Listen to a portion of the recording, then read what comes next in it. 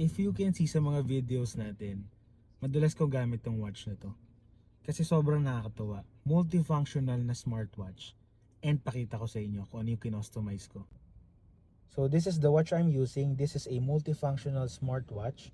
And what I love about this is nakapag-customize ako ng wallpaper or ng dial ng watch.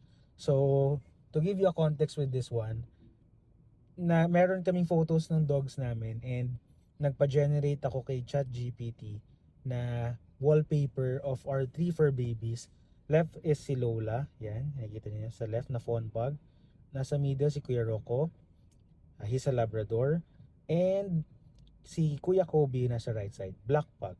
So, parang motivation mo na rin kasi na meron siyang meron siyang customize. So parang motivation mo na sila pag nagtatrabaho ka. Maganda doon, may time and may date pa. Nag-drive din kasi ako, pwede na akong tumawag dito. So nakakonect siya sa iOS phone natin. Tapos pupunta lang ako ng contacts, yan, dial. Andiyan na lahat ng pwede kong tawagan. So napakaganda. And pag nag-check ako ng weather, pwede rin. Basta i-connect mo siya sa phone mo. Tsaka yung calendar. Importante yung calendar, no? Minsan nakakalimot tayo. What's date it is? Pero dito may calendar na siya. So this is really useful at an affordable price. Ang dami mo nang pwedeng magawa. Yan, you can check the calendar here. For example, may set kang may check ka, hindi mo na kailangan ilabas yung phone mo kasi dito pa lang pwede mo na makita.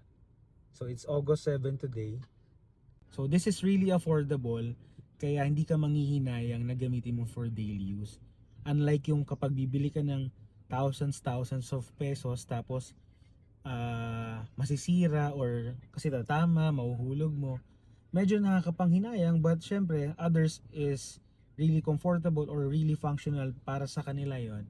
So wala namang masama doon. But this one also is functional for me kaya ito ang ginagamit natin.